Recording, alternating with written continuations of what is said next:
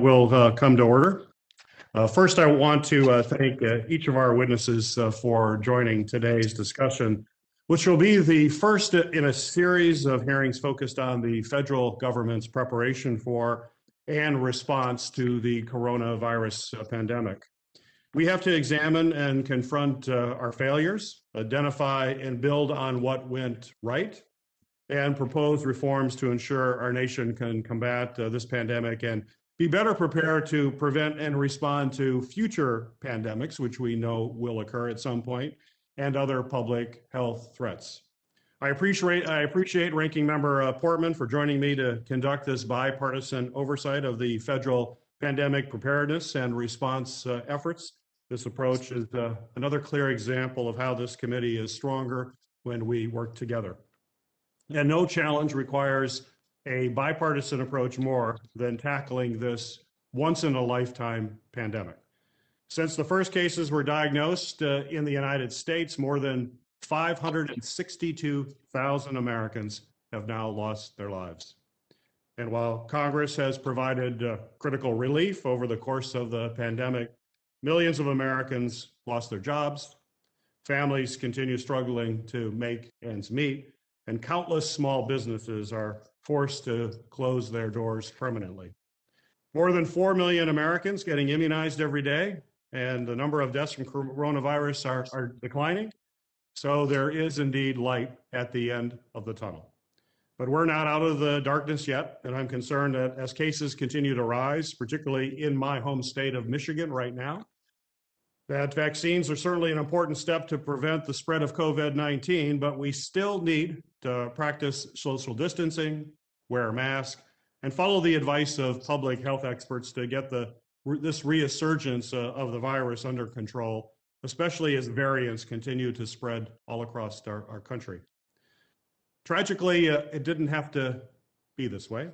The lives lost, the permanent changes to people's personal health, the economic devastation, and the long months of personal sacrifice and suffering were not inevitable. Adherence to years of pandemic planning by prior administrations, decisive action, clear leadership from the Trump administration could have helped mitigate this pandemic. In fact, since the first whole of government pandemic response plan was published in 2005, the United States had ample opportunity to prepare for this type of public health crisis.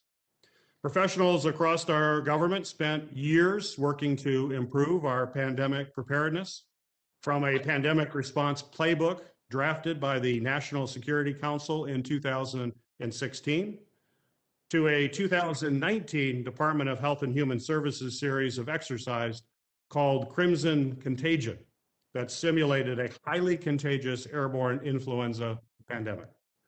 In 2019, I conducted an investigation and released a report that identified the serious national security risk posed by our over-reliance on foreign manufacturers for critical drugs and medical supplies.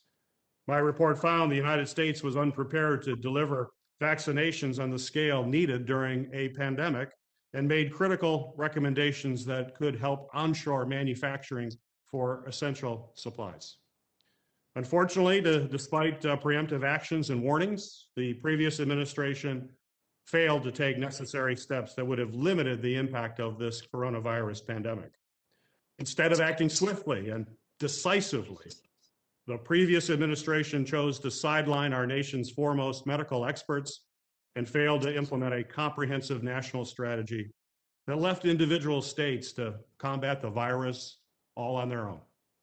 In fact, we know President Trump was aware of the virus, that it was both deadly and contagious as early as February 2020. However, he continued to tell the American people it would, quote, miraculously disappear, end of quote. And initially even compared the effects to the common flu, when scientific evidence clearly showed that coronavirus was much more lethal. At a time when the administration could have provided clear and consistent communication, supported scientific guidance on needed public health measures, and ramped up production of PPE and other critical medical supplies through emergency contracts and fully invoking the Defense Production Act, among other critical actions, the previous administration sought to rather downplay the virus severity to the public. On top of those failures, there have been numerous reports of widespread political interference in federal agencies' COVID-19 response, including reports that the Health and Human Services political appointees reviewed and may have altered or delayed weekly scientific reports issued by the Centers for Disease Control and Prevention about the pandemic. The Trump administration's inactions and efforts to minimize the threat posed by COVID-19 contributed to the carnage our communities have seen over the past year. Despite representing only 4% of the world's population, by January of 2021, the United States accounted for nearly a quarter of the global COVID-19 cases. There's no question that the federal government must learn from these missteps and urgently work to strengthen our pandemic response to ensure that we can both combat the ongoing pandemic and prevent the next crisis, whenever it may be, from reaching the magnitude we have seen with this one. Today, we will hear from former officials from key agencies in the federal government, all of whom are widely credited experts in their respective public health and emergency preparedness fields. I look forward to a very frank and open discussion and clear and candid recommendations about what we must do to prevent past mistakes from moving forward. It is our duty to ensure that our nation is better able to meet whatever the next crisis may be. With that, I turn it over to Ranking Member Portman.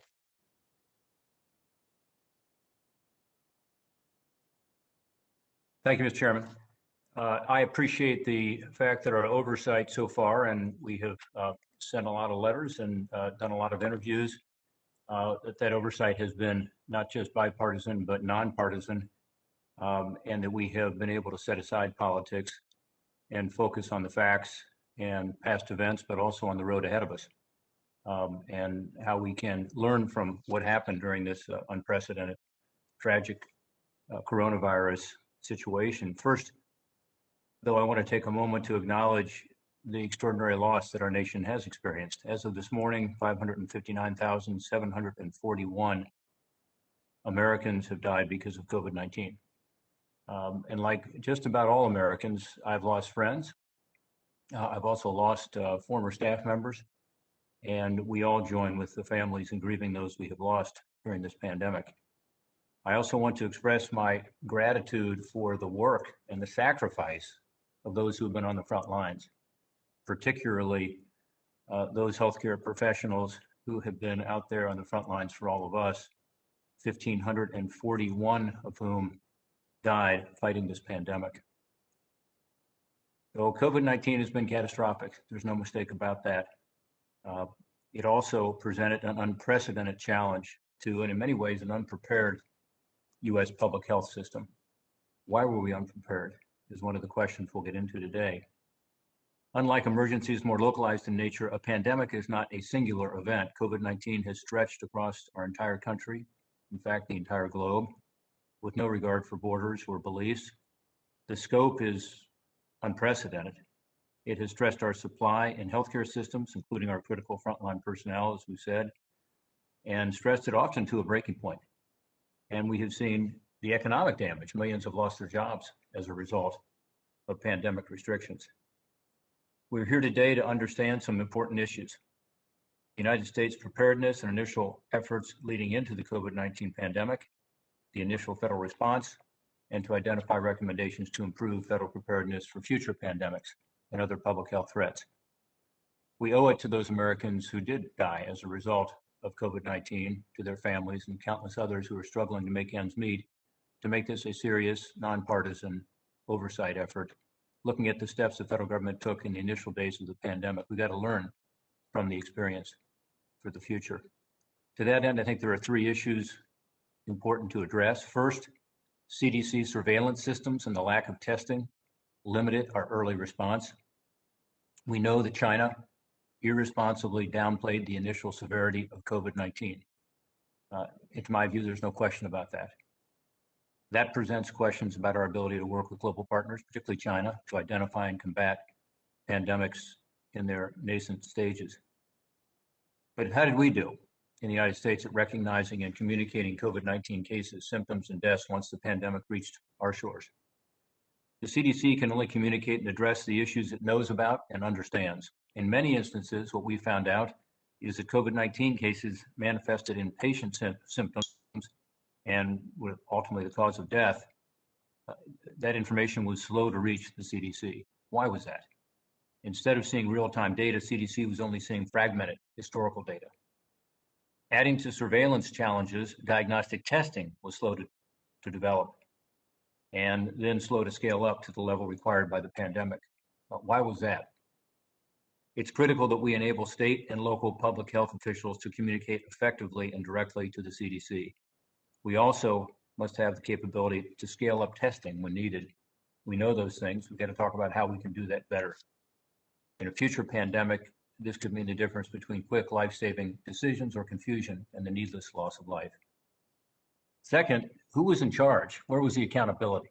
This is something I look forward to asking some of our distinguished panel about today, because they've had a lot of experience in how these things are managed. A recurring narrative in interviews with former government officials, like the ones we have today, and public health professionals, is that in the initial stages of the pandemic, leadership roles were not well defined. And they still are not well defined, in my view, in some respects. This resulted in confusion at the federal, state, and the local level, and likely slowed our initial response considerably. But we knew this was going to be an issue. In 2019, HHS ran an influenza pandemic tabletop exercise called Crimson Contagion. That exercise identified the lack of defined leadership as a major challenge. The exercise found that insufficient and conflicting statutory authorities defining leadership roles hampered the federal government's ability to effectively respond to a pandemic. Confusion about leadership was also an issue identified following the 2009-2010 H1N1 pandemic. So this should be a cautionary tale for us as we continue our review. It's not enough to identify issues. We've got to be forward-thinking and actually implement solutions to the issues we discover. Third, this unprecedented pandemic crippled the U.S. medical supply chain in the initial weeks of the pandemic. Why was that? It was due in large part to the longstanding over-reliance on China for pharmaceuticals and other medical supplies, including PPE.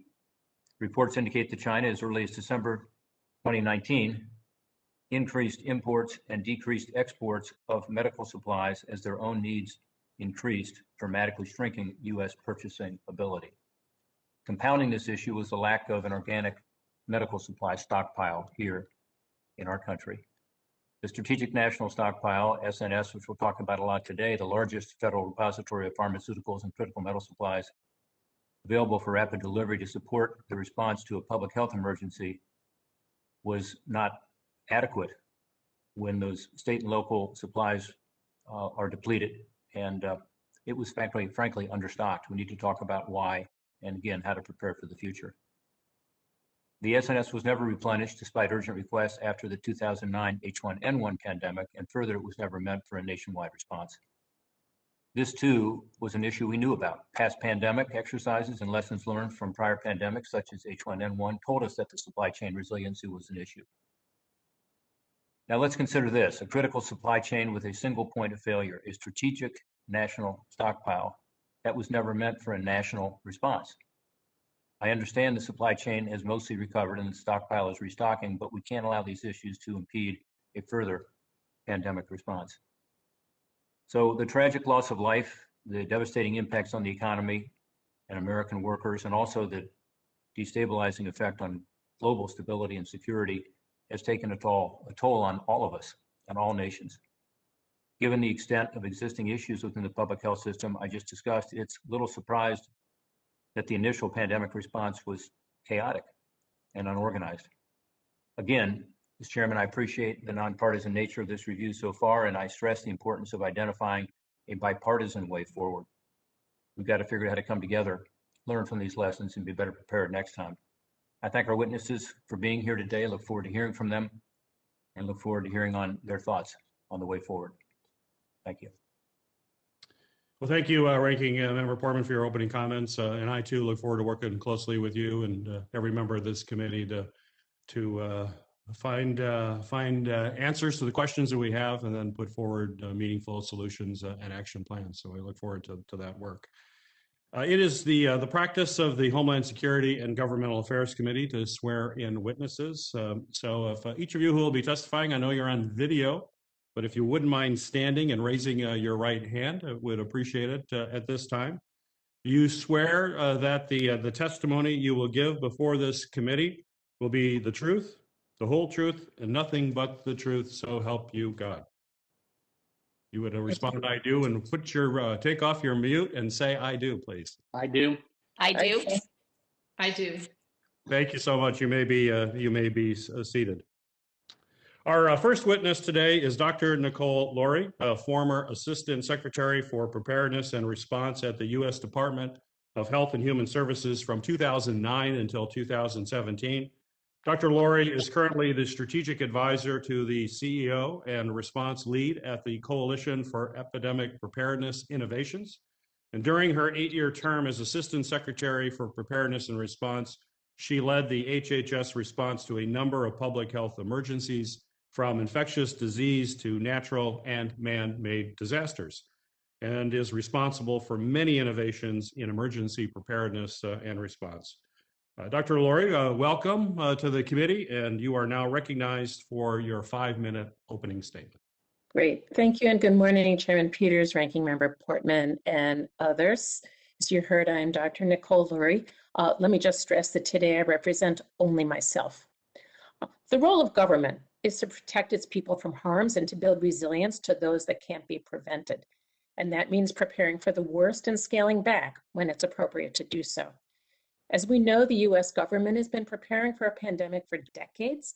And as a country, we've developed, exercised, and refined plans, created robust authorities that have enabled nimble response systems and infrastructure. And as we know, these have been put to the test during many events which were successfully managed within existing authorities. After the West Africa Ebola epidemic, the Pandemic Office at NSC was reconstituted and developed a comprehensive playbook. Countermeasure development was guided through a formal coordination process known as the FEMC. But even these actions, and that process was significantly degraded. But even these actions can't fully explain the failure to act when we were first alerted to a potential pandemic. And I want to peg that at the end of December 2019. We lost a month of valuable time between then and when a public health emergency was declared. In part, I believe that a climate of fear and retribution had developed over the years leading up to the pandemic, and that this inhibited seasoned career employees and key agencies from stepping up and speaking out. You've asked whether or not the authorities for a successful response were sufficient, and I believe the answer is generally yes. But all the authorities in the world cannot make up for the failure of leadership and its devastating outcomes. Here are 10 things I think should have happened early on. As soon as hearing about the outbreak in China, the administration should have played out the likely scenarios, making a plan for each. Communicating from the top in a clear, forthright, and consistent way about the severity of the threat and what to do about it. Developing and executing a real-time research agenda. Strengthening surveillance and testing. The failure of test development at CDC and the inability of state and local health departments to deal with testing and tracing is well known, but the authorities to develop and scale testing were not leveraged, and public health and healthcare data remain largely unlinked, with signals of the staggering racial and ethnic inequalities going unaddressed for way too long. Examining what was in the SNS. It was always clear there was not enough PPE, but emergency contracts to ramp up production in early January and to gain visibility into the supply chain should have been executed. Recognizing and addressing the other health-related supply chain vulnerabilities predicted from the get-go. Putting the healthcare system on alert so it could prepare the staff, supplies, policies, and for community-wide coordination. Starting countermeasure development early as soon as the threat was detected to include diagnostics, therapeutics, and vaccines. NIAID jump-started work on an mRNA vaccine, but BARDA was hamstrung in taking early action. While Operation Warp Speed came together and did a phenomenal job with vaccine development, It couldn't make up for lost time, especially with regard to diagnostics and therapeutics. As a point of reference, CEPI, where I work, was worried enough about an impending pandemic that its staff activated vaccine developers in early January, even before the sequence was posted. It could always take an off-ramp, but not make up for lost time. Coordinating across all levels of government and providing guidance for healthcare settings so people weren't left to fend for themselves and compete with one another, and mobilizing private sector partners. So I appreciate the opportunity to look forward. Here are a few things that I think we need to do. First, I think we need to make it safer for career employees to do their jobs, including maintaining the integrity of our science agencies. Second, reconceptualize the organization and role for public health. America needs a modern public health system, not just at CDC, but across the country. Third, maintain a standing emergent infectious disease fund at BARDA.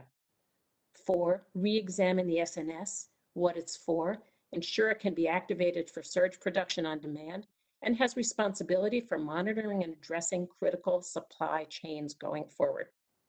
Strengthen and clarify selected authorities at FDA. And I'll say 6, protect against cyber threats to our research, our manufacturing, our supply chains, and our public. It's important to remember that preparedness requires continuous, proactive financial investment. It's all too easy to lose sight of the fact that preparedness is forever. We can't afford to let our guard down. Almost 600,000 dead and still counting. We can't make up for lost time or lost lives, but we can act on the hard lessons learned. Preparedness and response have always been bipartisan or nonpartisan, and I appreciate the spirit in which this hearing is being held. Thank you. Well, thank you, Dr. Laurie, for your opening comments. Our second witness is Dr. Julie Gerberding, a former director of the Centers for Disease Control and Prevention at HHS from 2002 to 2009. Dr. Gerberding is currently the Executive Vice President and Chief Patient Officer at Merck & Company. She also co-chairs the Center for Strategic and International Studies Commission on Strengthening America's Health Security. While at CDC, Dr. Gerberding led the agency through more than 40 emergency responses to public health crises. She has been recognized for her leadership in responses to anthrax, bioterrorism, and the September 11th, 2001 attacks. Welcome, Dr. Gerberding, and you may proceed now with your 5-minute opening statement. Thank you so much. Chairman Peters, Ranking Member Portman, and all the members of the committee. It is an opportunity to appear today and do whatever I can do to contribute to improving upon the lessons that we've learned. Unfortunately, we cannot expect this pandemic to be an isolated event, and what we can do now will help improve our overall preparedness and response for this crisis, but also for whatever is in store for us in the future. We're in the middle of a war right now, and it's too soon to declare victory. Well, I'm sure we will eventually prevail. We're dealing with, on one side, the virus, which continues to spread and cause severe disease in new populations and certainly new countries and new regions. We are dealing with variants, 15 so far, that are of some degree of concern, and one of which, the B117 variant, which is now the dominant transmitted virus in the United States. But we're also dealing with vulnerability, a population of people that is increasingly vulnerable, not just to the impacts of this virus, but also the disruption in our social system, our care system, and the experiences that they have with the difficulties in sustaining the care and treatment for their other underlying medical conditions. On the good side, we have the vaccines, which I think have exceeded everyone's expectations. We have a lot more to learn about them, the safety, the long-term durability of their protection. And I won't be surprised if down the road we'll need a 2.0 or a 3.0 vaccine armamentarium. But at the very least, this is an incredibly powerful tool, and we need to make sure that we can deploy it to all the people who need vaccination. We also have vigilance. And I know this is a controversial topic, but we've seen around the world that vigilance really can contain this pandemic without vaccine. So we need to ask our citizens to continue to contribute that part of the equation until such time that we really do have vaccine-induced immunoprotection. In my written testimony, I tried to summarize the critical requirements for success, the lessons that we've learned so far, and some of the action items that I think we could be taking right now that would strengthen our position. I won't review all of those, of course, but I do think that in addition to this sort of interim lessons learned analysis, we need to strongly encourage a commission a review of all of the complexities that this pandemic has created for us. Something along the lines of the 911 commission that Dr. Phil Zelikow chaired in the past. Some of us are actually involved in supporting the planning for such a commission. I think down the road, that's going to really be helpful, not just to this committee, but to our nation as we harden our biosecurity front lines and really get serious about what we need to do to protect America. So let me just talk about 4 critical areas that I see as the most important right now. First and foremost is still case detection. And while we've made incredible progress with the support of the private sector in getting all kinds of tests available, we're still missing cases. And that becomes extremely important in the construct of vaccine breakthroughs or recurrent infections in people who've been infected more than once, as we need to understand how the variants are playing into that and what really is the long-term outlook for protection. So we must continue that ability to test and look for the genomic variability. In order to do that, we need to think about how to support the front line of that effort, and that takes more than emergency funding. We really have to transition to sustainable funding models that allow our public health system to invest and develop the workforce necessary to provide these services, but also a more proactive stance going forward. And that includes funding our immunization infrastructure, the data system modernization that you've already referred to, and the ability to use more modern techniques and tools in the digital space to improve the speed and accuracy of this overall case detection phenomenon. We must also improve our care to sick people. I think we've made progress there, but we're not deploying the guidance, and the frontline workers are not necessarily using the tools that we've made available. As I said, we still need to slow transmission in communities, and we have new tools there too. Merck, for example, is hoping that we will be able to assess one of our antiviral medicines as a post-exposure prophylaxis tool, and there are others that might add to our ability to keep people out of the hospital and slow down transmission in our communities. The last piece of this, of course, is countermeasure development. I've already said the biggest lesson learned is how important our biopharmaceutical and related ecosystem has been, surprising everyone with the speed, the collaboration, and the overall volume of countermeasures that have been coming forward. But we need to focus on the deployment of those countermeasures, not just in the United States, but globally, because there is no wall tall enough to keep this virus out. And if it's being spread anywhere in the world, it presents a threat to us. We also need to think ahead, and I hate to be a harbinger of negative information, but I think we're learning our lesson at a much faster pace now about how frequently these emergencies will occur. So we have to change our doctrine of response to being much more involved in predicting where spillovers will occur, preempting those spillovers, and expanding, at least in order of magnitude, our armamentarium of countermeasures through mechanisms like CEPI, NIH, and most certainly the private sector, which I believe we've learned is absolutely critical to both the development as well as the manufacturing of these countermeasures in real time going forward. So I'll stop there and just thank you again for including me in this hearing.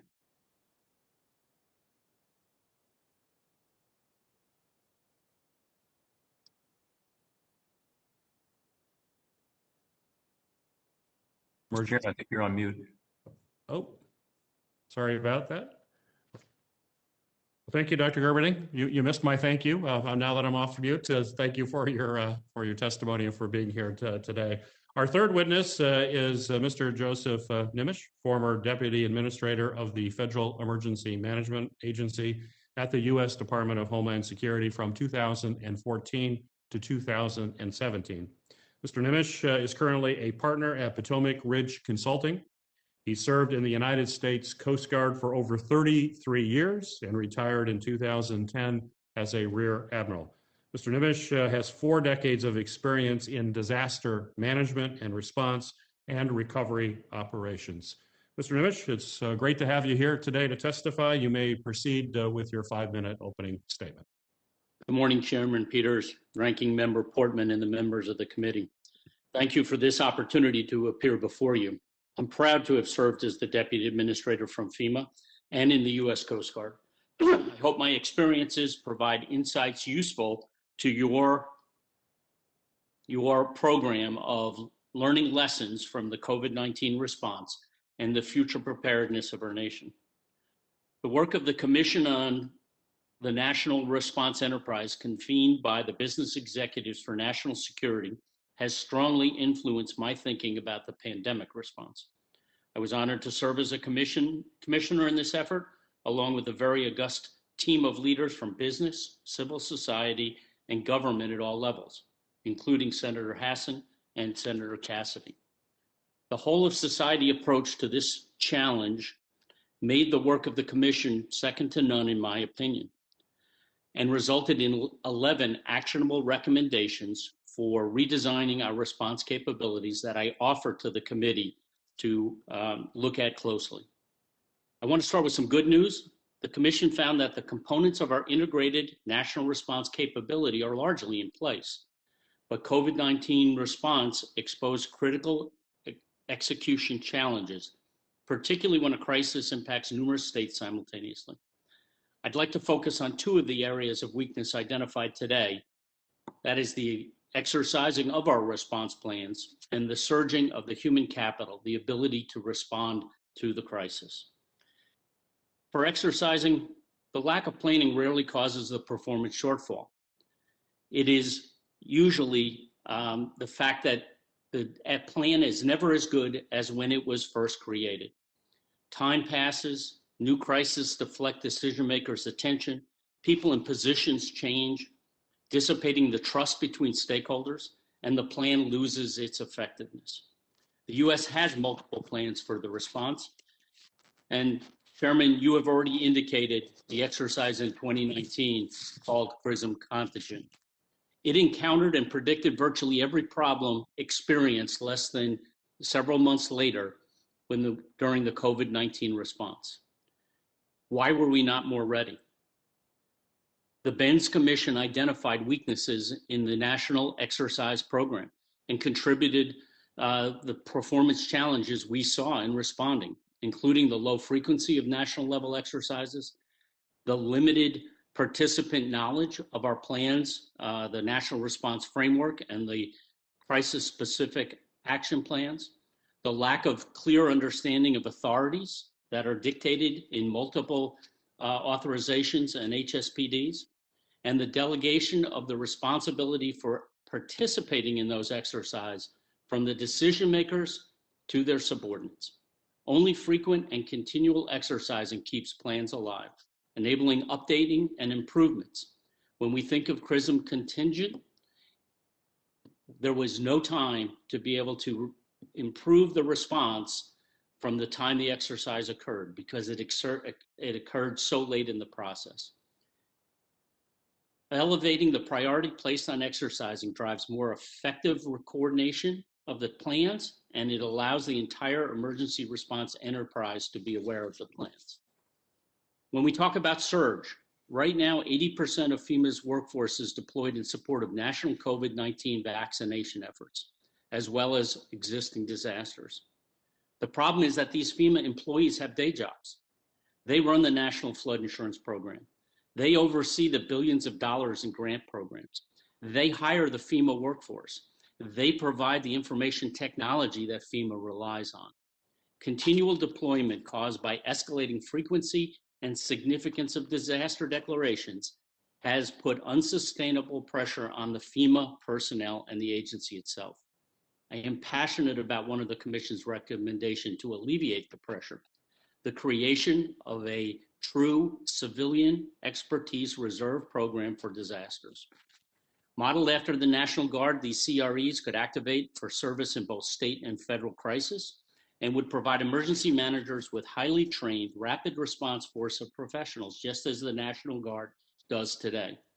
They would possess the skills and experience contemporary emergencies require: data analytics, cybersecurity, information technology, along with what we would expect: medical, engineering, and construction capabilities. They would have the same protections provided by USARA as the National Guard does. The Guard's command and control structure could present a model for the CRE management with state-based operations, a leadership hierarchy in each state, and a national leadership based in Washington, D.C., to assume command of these forces when federalized. As envisioned, the civilian enterprise reserve workforce gives the nation a trained workforce to address disasters large and small while delivering the essential capacity only when it's needed. In closing, FEMA now has activated for nearly 400 days. That's 5 times more than the 70-day record of 2017. The dedication of every one of our nation's first responders and FEMA employees is incomparable. They answer the call every single time America needs them. Congress needs to understand the pressures on FEMA, provide the necessary authorities and adequate resources for the agency's success. The nation deserves it. Thank you again for your time, and I'll be happy to answer any of the committee's questions. Well, thank you, Mr. Nimish. We appreciate you being here today and for your testimony. Our final witness today is Ms. Elizabeth Zimmerman, former Associate Administrator for the Office of Response and Recovery within FEMA from 2014 to 2017. Ms. Zimmerman is an internationally recognized emergency manager with over 35 years of experience. And during her tenure at FEMA, Ms. Zimmerman held dual titles of Associate Administrator and Director of Disaster Operations, where she directed and coordinated programs and day-to-day operations within FEMA's response, recovery, logistics, and field operations directorates, including during major disaster and emergency activations. Welcome, Ms. Zimmerman. It's good to have you here with us. You may proceed with your 5-minute opening statement. Great. Good morning, Chairman Peters, Ranking Member Portman, and the members of the committee. I thank you for the opportunity to speak with you today regarding the preparedness for COVID-19. COVID-19 pandemic is a maximum event that has stressed and challenged the United States health, social, and economic systems. This was a national emergency, not just a public health emergency. And for the first time in our nation's history, all 50 states, the District of Columbia, and the U.S. territories were under a state of emergency due to the consequences of COVID-19 being so severe, and they overwhelmed the state, local, tribal, and territorial governments. COVID-19 differs from other state and regional emergencies, and that every level of government was responding and focused on saving the lives of their residents while attempting to prevent the collapse of their economy and medical systems. All levels of government and the private sector were competing for the same scarce resources, such as medical personnel, PPE, and ventilators, while simultaneously attempting to prepare for the unknowns of the COVID-19 global pandemic. Several issues arose in the early days of COVID-19 that in hindsight could have been handled more effectively and efficiently.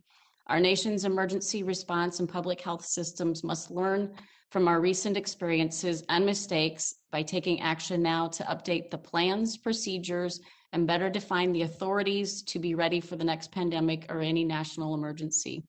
In my written statement, I outlined 6 areas that I believe require further exploration for lessons learned, including the issues and recommendations for these changes. The 6 areas included the plans, lead federal agency, data management models and forecasting, commodities and logistics, the funding, and lastly, the workforce. I'm going to highlight a few of the issues and recommendations now. The plans. The National Response Framework is the overarching foundational framework for how we as a country respond to and coordinate disasters. The NRF is used by all levels of government to develop their plans. At the onset of the pandemic, the NRF, the Incident Command and Coordination System, were not acknowledged as being used. COVID-19 was being managed by siloed health system operations, not coordinated across the whole government or with the private sector.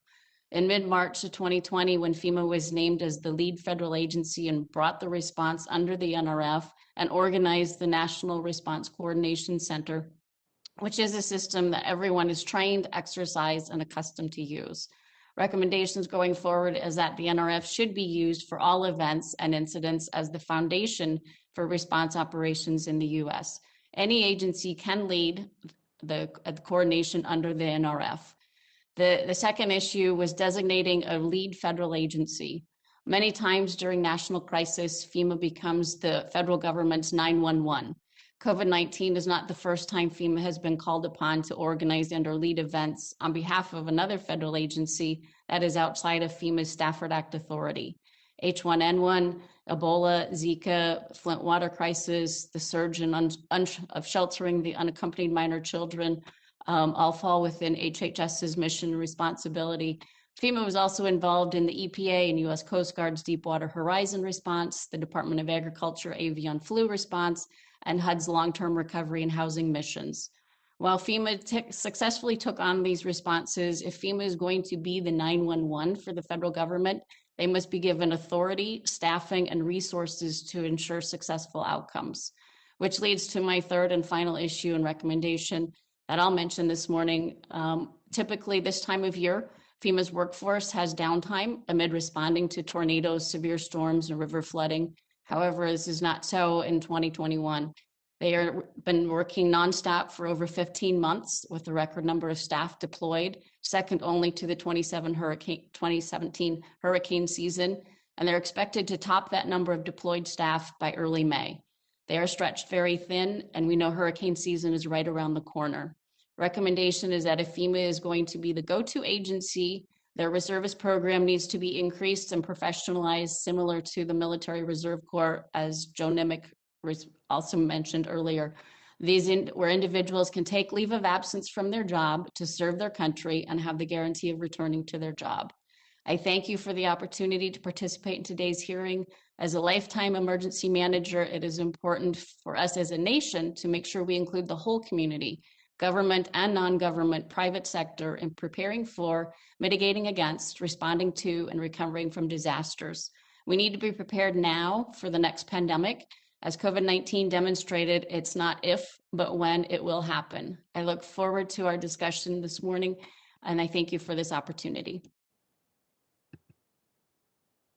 Well, thank you, Ms. Zimmerman, for testimony. You're absolutely right. The men and women at FEMA do not have any downtime, and they certainly, we all appreciate their work. They're outstanding professionals, and we appreciate all that they do each and every day. Last month, former White House coronavirus response coordinator, Dr. Deborah Birx said, and I'm going to quote Dr. Birx here, quote, "There were about 100,000 deaths that came from the original surge. All of the rest of them, in my mind, could have been mitigated or decreased substantially," end of quote.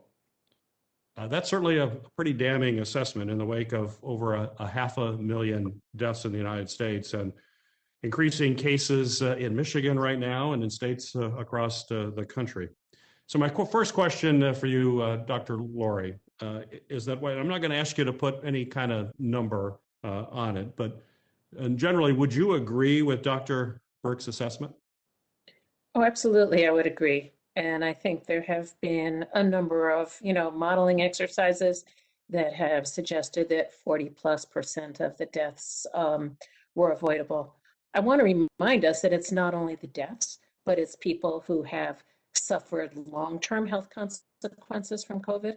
It's people who have suffered long-term mental health consequences from COVID. It's their families, and obviously the consequences of the social and economic disruption.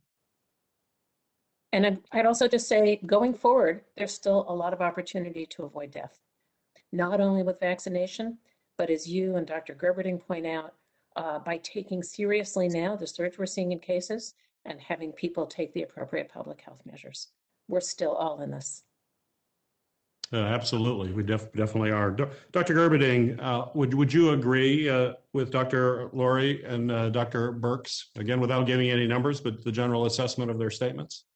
Well, of course, I don't have the actual data or the modeling raw material, but I think it's common sense that if we'd been able to identify cases and isolate them and their contacts sooner, we would have seen a much slower startup to this problem, and we would have bought a lot more time than we were left to deal with once we recognized how widespread it had already become. So that clearly is a major issue. The reasons for it are complex. I've tried to understand them from the outside looking in. But I think, as I mentioned in my written testimony, there are some things we can do now to harden ourselves against a future that brings that particular problem to the bear, again, on the inability to respond initially. I will also say that this is a shared responsibility. CDC certainly made its share of missteps at the beginning. We also needed some regulatory support for expanding access to tests when they became available, and then a faster mechanism to bring the private sector that can really scale testing into the situation. So the solution is broad, but nevertheless, it was a very early and unfortunate problem. Well, no question about that. And I want to focus now with you, Dr. Gerberding, on the 3-week period in late February to early March 2020, at the very beginning of what we saw with this pandemic. The number of COVID-19 cases in the U.S. increased by more than 1,000-fold, according to the CDC, a critical period, clearly, at the beginning of this pandemic. My question to you is, in your view, what factors led to that rapid rise in COVID-19 cases? And you've alluded to many of the different types of stuff, but if you could just focus in on that initial stage, which was just so critical, what steps could the federal government have taken to mitigate that spread right at the very outset during that 3-week period, late February to early March? Yeah, I think it's tough. What we now know in retrospect, this is one of the most transmissible viruses we've ever had to deal with from a respiratory perspective. The fact that we've had ongoing coronavirus transmission, but essentially no flu transmission, tells you what the differential is in terms of their probability of spread. So it was a really tough challenge. And it was made a lot tougher by not being able to get in there early and really not just look at people with a travel history or those that we suspected were at high risk, but to understand very early in the course of things that asymptomatic transmission was happening at a rate, again, somewhat unprecedented in disease transmission. And we also, I think, really would have been much more assertive about doing sampling studies, population level sampling studies, where we really look for the hot spots based on what we know about previous settings where viruses are easily transmitted by the respiratory route, and accelerated the science of the transmission coefficients so that we would be able to better predict where to go to look for cases, even when testing wasn't widely available. So in a sense, this was a failure of imagination, a failure to appreciate that this wasn't going to be like SARS or MERS, where the efficiency of transmission from person to person was low. This was a disease that was spread like wildfire, and we responded as if it were sort of business as usual. Dr. Laurie, I want to ask you a question related to those very initial stages as well, where we saw this acceleration of the spread of the virus. In your testimony, you identify multiple missteps in that initial response, and you specifically highlight, I want to quote what you specifically highlight. You say, quote, "All the authorities in the world cannot make up for the failure of leadership," end of quote. My question is what avoidable harm, in your view, flowed most directly from this failure of leadership as the initial pandemic response unfolded in January, February, and March of last year? I think the avoidable harm started with the ability of the virus to spread like wildfire because we didn't acknowledge that it was going on. and we didn't take the steps to contain it. Either the public health kinds of measures that Dr. Gerberding talked about, the steps to ramp up things like the production of masks and PPE to protect healthcare workers and to protect the supply chain and others, and everything that's unfolded from there. If you think that the first 100,000 cases were maybe unavoidable or less, certainly we could have changed the trajectory of this and saved countless lives. So the failure to take all of the early actions, those that I mentioned and more, were really all avoidable and would have been much more avoidable had there been open and public acknowledgement of these risks. Even if we didn't know how bad it was our responsibility to prepare for the worst and to alert the public. The other really avoidable harm has been the politicization of this. And so the public has gotten really confused about who to believe, what to believe. And obviously, people are still at odds with each other over a lot of aspects of this. Right, thank you. Ranking Member Portman, you're recognized for your questions. Great, thank you, Mr. Chairman, and thanks to all the witnesses. I want to start with the surveillance issue. We talked a lot this morning already about CDC, but what happened? You know, why didn't the CDC have the ability through the surveillance systems that we had in place to be able to detect this sooner? Seems to me they were relying on incomplete and outdated public health information, among other things I said in my opening. Some of you have talked today about the need for digital monitoring and that there were early warning signals that were not picked up. Dr. Gerberding, you focused on that. What sort of surveillance indicators was the CDC relying on at the outset of the pandemic to inform the public health response? I think first and foremost was to take a look at what was going on globally. We had some information about the extent of spread in the Wuhan province. We had examples of pretty well documented spread from travelers into work settings in other parts of the world. I think the clues were there that this was a very transmissible infection, unlike SARS was in 2003. So that was the first thing, is to lean into the threat that exists. The second thing is testing. And, you know, I think it was unlikely, even under the most rehearsed scenario, that we would have been able to immediately deploy a test for a brand new pathogen to 300 million people on short order. But we certainly could have utilized the tests that were available elsewhere in the world and had proven to be useful. And we could have worked much faster to bring the scale of testing up to speed with better cooperation and earlier engagement of the academic sector as well as the private sector. So the first thing that needs to happen is case detection, and then the isolation of the cases, the quarantine of their contacts. Now, that's a problem in the United States because finding contacts is basically shoe leather right now. It means you have to go out and more or less door to door track down the people who might have been exposed. And our workforce is way too thin to have been able to accomplish that once we had so many cases. It became almost impossible.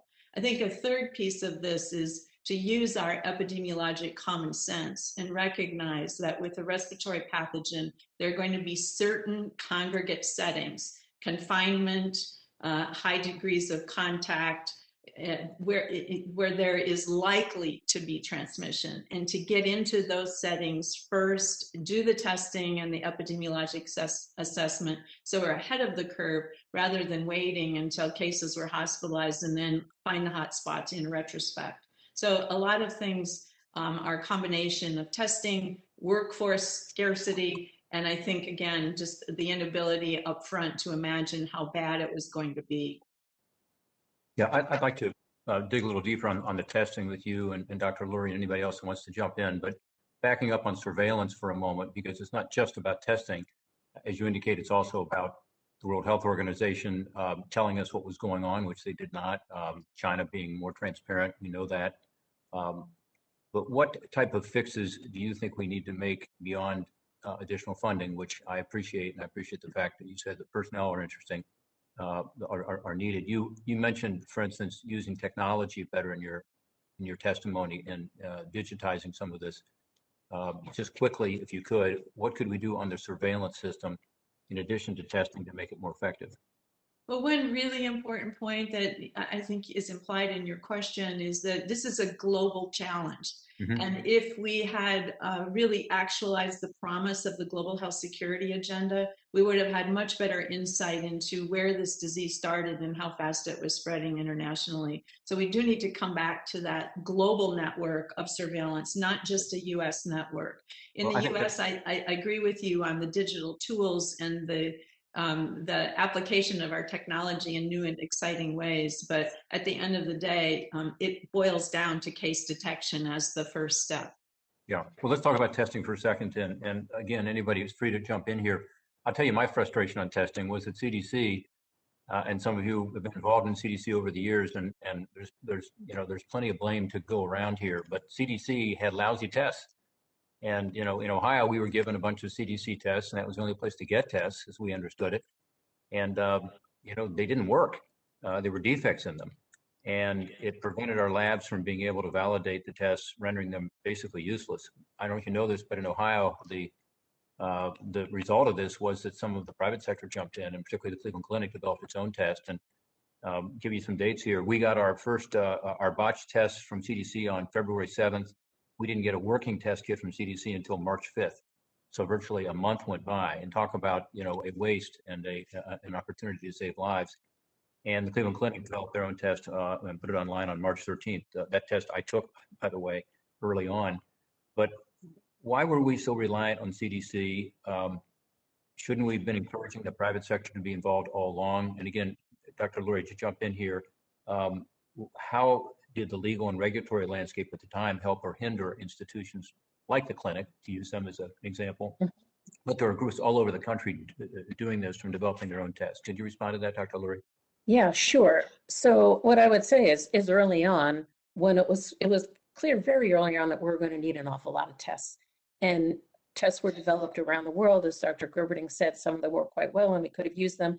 And when CDC was struggling with its test, or even before, BARDA should have exercised its authorities and gotten in early on to stimulate the development of diagnostic tests across the private sector and in the academic sector, so that you would have had a variety of tests earlier.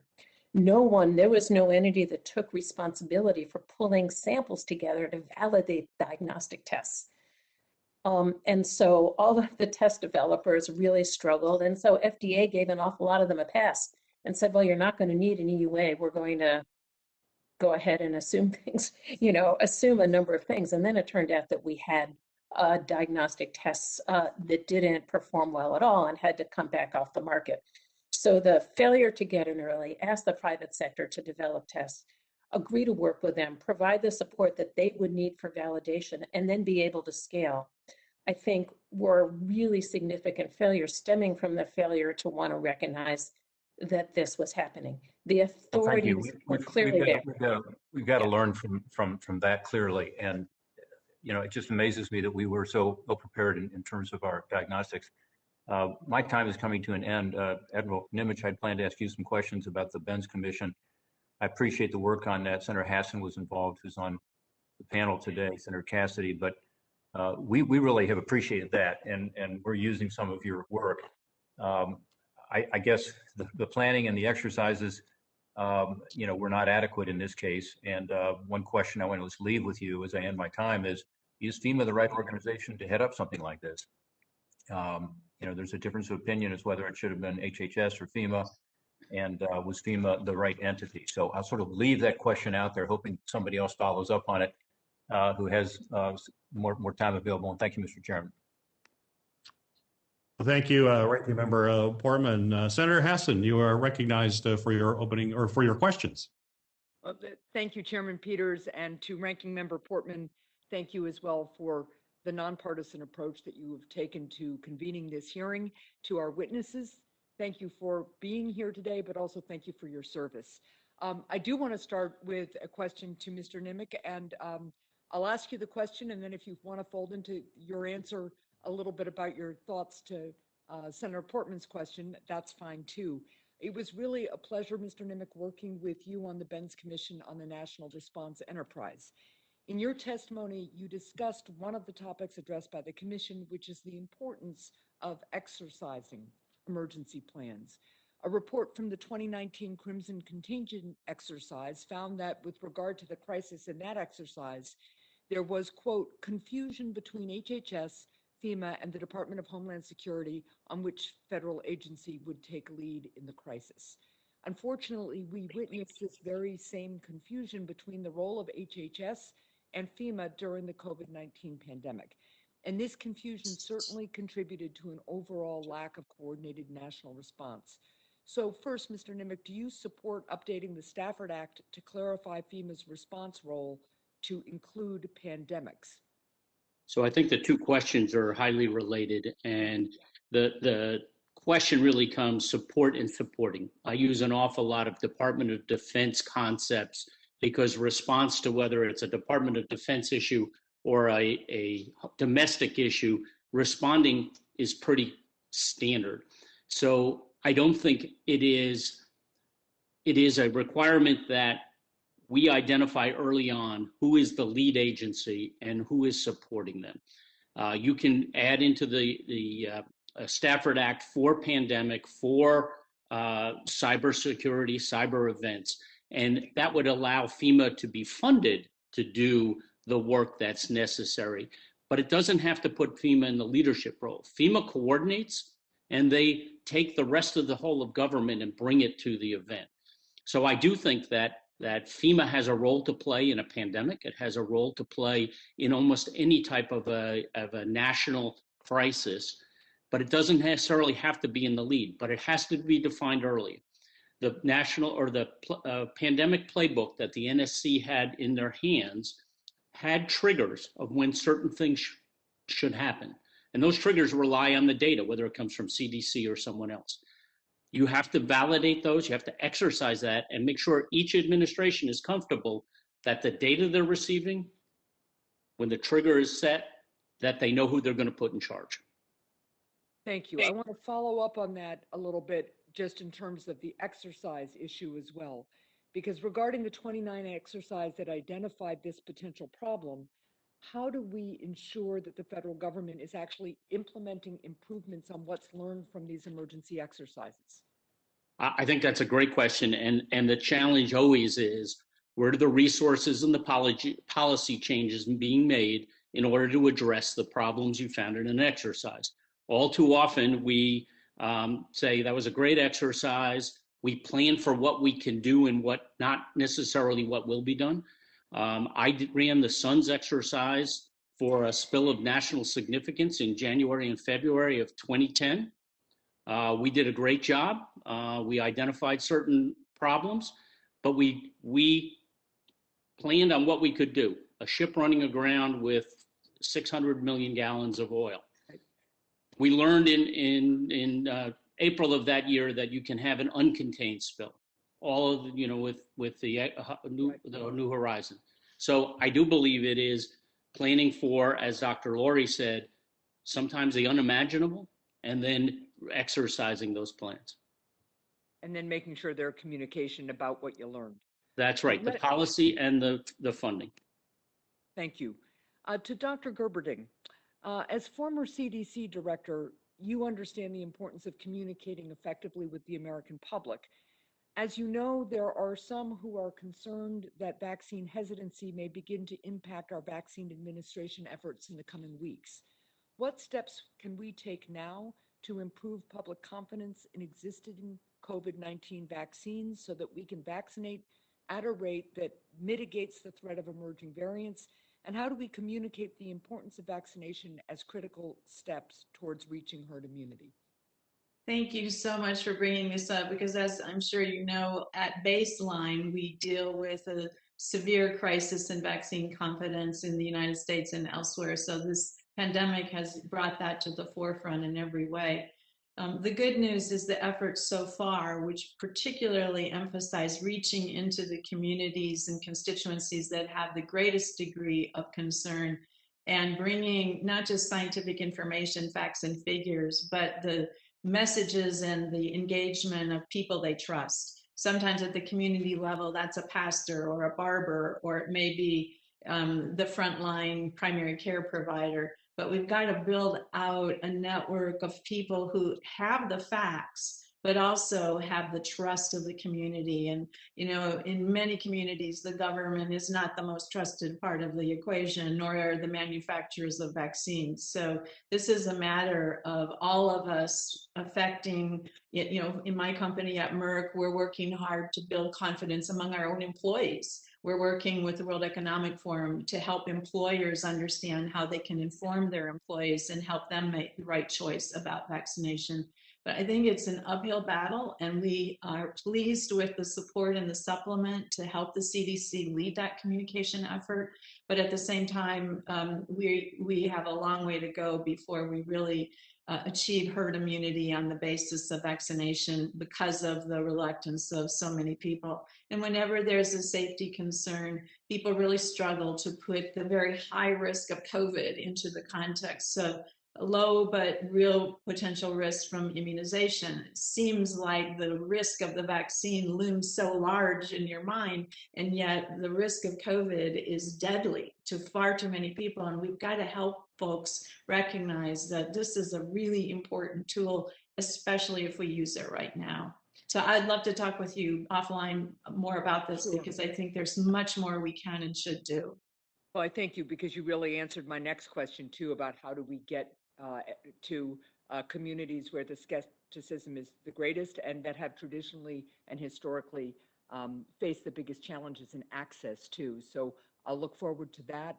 I thank you so much too for pointing out not only the risk of death from COVID, but also the long-term risks for long-haul COVID patients compared with the low risks of vaccine. Thank you, Mr. Chairman. And lastly, I'll just say to Mr. Nimick, you can expect a follow-up question from us on how do we make sure that we have the kind of surge capacity we need as we move forward with FEMA having more and more responsibility as that kind of lead emergency agency. Thanks again for the hearing. Well, thank you, Senator Hassan. Senator Hawley, you're recognized for your questions. Thank you, Mr. Chairman. Thanks to the witnesses for being here. Ms. Zimmerman, I'd like to start with you, if we could, and discuss the supply chain issue. I noticed in your written testimony that your recommendations about logistics and just-in-time manufacturing, saying that they don't really work in your experience and observation when we're in the midst of a global event like the one we've just gone through. I certainly agree with that, and I'm wondering if you could just elaborate about your experiences at FEMA. What demonstrated to you that the just-in-time model is insufficient for a major crisis like the one that we've just gone through? Great. Thank you, Senator. Right. The just-in-time, when we're working, especially in the medical supply chain, medical supply, the hospitals, what we've noticed is that they don't have supply on hand for much more than a few days. They require the just-in-time to replenish. They have their contracts so that they can get the supplies they need for their day-to-day operations come in, and they don't have to also have a huge warehouse to store them in. They rely on the private sector for doing that. So being able to get those commodities when you need them in the extreme amounts that we did during COVID in the early days and before manufacturing can get pulled up, it made it very critical. And that's when we saw that, there weren't supplies within the United States. We needed to go elsewhere. We needed to go to other countries. And when it was set up to bring in the commodities from other places. So the just-in-time can work fine in smaller events, just like the FEMA distribution centers that they have across the country. But that stockpile of the water and the blankets and the things that we need to protect lives and get things stabilized during normal natural disasters that FEMA works in.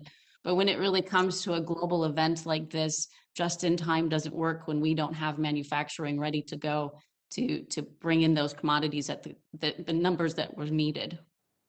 Well, I have been an advocate of reshoring our critical supply chains and introduced legislation to do that. And I think it's absolutely something that we have got to pursue and make a top priority. But you and I both know that process of onshoring will take time, and it's vital we do it. But that is a medium to long-term project that we need to start now. But in the short term, do you have any recommendations about how we can reduce our reliance on the just-in-time model and improve our resiliency in the midst of a major crisis? Well, what can we do immediately that will have short-term implications or effects?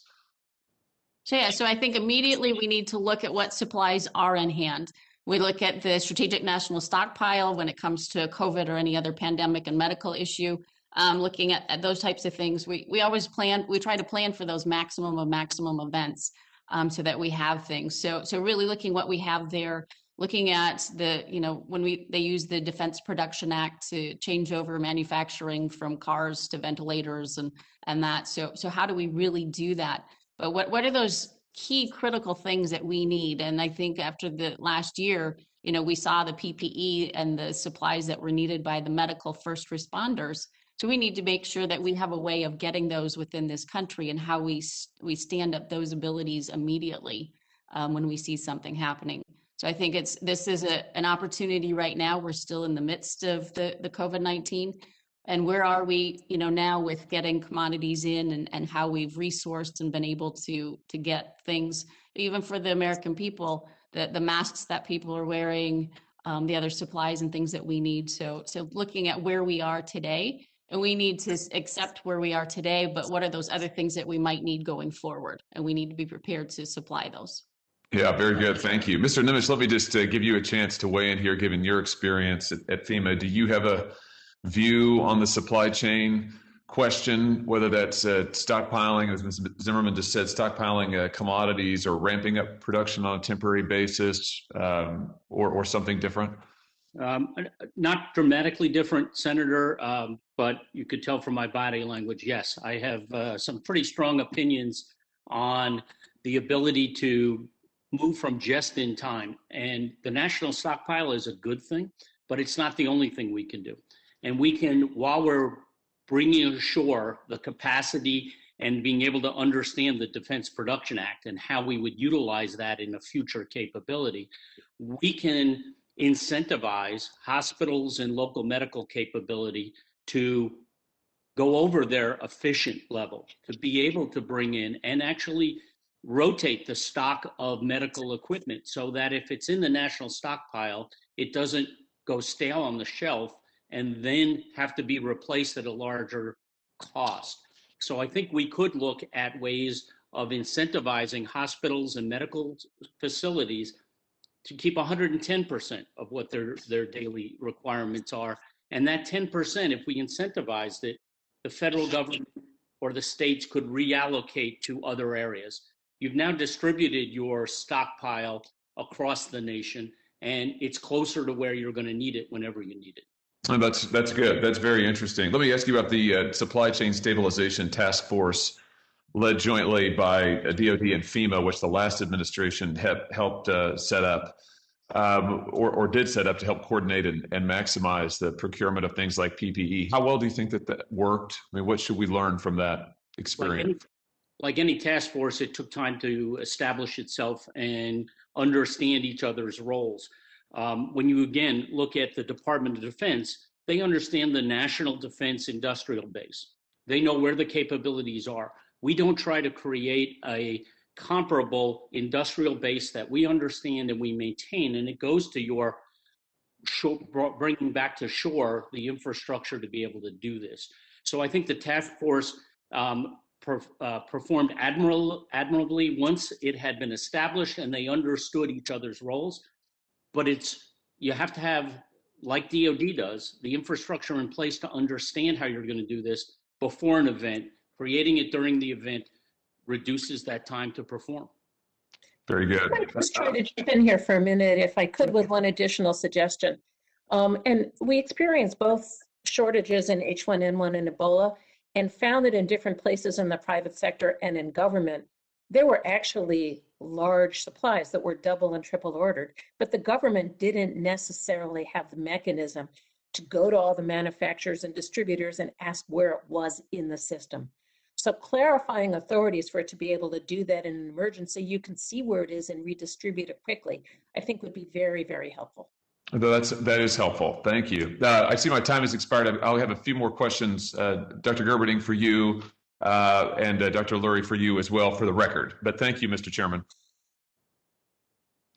Thank you, Senator Hawley. Senator Rosen, you are recognized for your questions. Thank you, Chair Peters and Ranking Member Portman. So it's a really important hearing, and I appreciate all the witnesses for everything you've done and for being here today. But I want to talk a little bit about data tracking and early pandemic response. And so, as we know, the pandemic dominated American life last year, and of course into this year. Our focus has rightly remained on tackling the immediate challenges before us. We have to work to save lives and livelihoods. However, I do think there were missed opportunities to get a better picture of the pandemic, which is critical to understanding how to protect people dealing with the long-term effects of COVID, making sure we're not leaving anybody behind. So moving forward, I believe we need to be sure we have a comprehensive making comprehensive understanding a priority while still doing research efficiently so that data collection doesn't delay us getting help to those who need it. It's not so cumbersome because a novel virus like COVID-19, it's critical we have full understanding of the impacts. Only true data collection is going to tell you that. So last year, I introduced a bipartisan Ensuring Understanding of COVID-19 to Protect Public Health Act. I want to make sure we get started on those comprehensive long-term studies with regular reporting right away so that researchers and clinicians can have the latest information. Some of the studies have started, but of course there's significant gaps. I hope all my colleagues will join me, but Dr. Gerberding, can you please discuss some of the remaining gaps in research we have, especially now that we're seeing the long haulers, people are in it for the long term where they seem fine and things are popping back up, and how does the virus seem to be impacting patients differently, especially, so we need to do research on this. Boy, we have a lot to learn. Just start with the medical dimensions of the infection. You're absolutely right. We don't really understand the actual pathogenesis or the mechanism by which this virus causes such a myriad constellation of diseases. You know, everything from no symptoms all the way to devastating multi-organ system failure. Some of that is perhaps related to viral load, some of it is genetic, but there's much to be learned there just at a very, very basic medical level. But in addition, the syndrome of the post-infectious phase of COVID, which is increasingly recognized as a broad constellation of findings with a pretty durable impact on people, not just their physical health, but their mental health and their ability to function. We've got to understand this post-infectious phase of illness. But I think there are also many things that we need to learn about the basic epidemiology. And again, that's where data systems can be our best friend, because we may be able to probe things from existing data or more rapidly get our hands on data that are evolving through our health systems and our public health systems to be able to draw connections and see patterns that we can't currently recognize without the use of artificial intelligence or machine learning type tools. So the list of what we need to know is long. I think right now everyone is kind of focused on the most critical things in the context of care of patients and vaccination, but we are going to be with this coronavirus for a long time. Well, I agree with you. The list is long, so we need a vast amount of information. We need it quickly. And so I've heard from some of caregivers up and down my state, especially in smaller, more rural areas, they're hesitating on some things because they don't know if they have the capacity to comply with the various reporting systems. So how do you think we need to simplify the process so that everybody giving vaccinations and treatments in our community health centers and our smaller hospitals, that we have the interoperability and the ease of reporting so we can get this vast amount of data to us quickly? So Dr. Laurie and Ms. Zimmerman, maybe you might respond to this collecting of data and the interoperability to give the doctors the tools they need going forward, give all of us really. Sure. Well, I'd say a couple of things. First of all, it got going late, but there are now mechanisms through something called Project Echo to pull doctors together every week for sort of peer-to-peer learning about best practices and how to treat one another. And I would encourage all kinds of healthcare providers to take advantage of that. But make no mistake, our data systems are really, really siloed. You're right, they're not interoperable. And in fact, there are vast amounts of data out there that go unanalyzed because, we don't have the tools to do it, and we don't have the workforce to do it. Going forward, I think we could ask ourselves very fairly now, what needs to be done by humans, or could you have sort of early aberrant signals picked up now by machine learning, by artificial intelligence and others, so we could put the highly trained human capacity where it needs to go and not miss signals and be able to aggregate data much more quickly. On the data end, we've made such great progress from the perspective of integrating it or health care and public health data together into the way we understand the disease and the way we make decisions. We have a really long way to go and huge opportunity there to do better. Thank you. Ms. Zimmerman, what do you think we might be able to do to help improve this interoperability between, I guess, I want to say partners, whether they're healthcare, FEMA, community partners, mobile clinics, you name it, there's hospitals, all of our system. Do you have suggestions for us? Yeah. Yes, thank you, Senator. Exactly, because we start chasing the data, and in the beginning of COVID-19, everybody was chasing all sorts of data. There was no set parameters of what was needed to make decisions. And in the beginning, you're making it with limited data, and that's what emergency managers do. They go forth and push.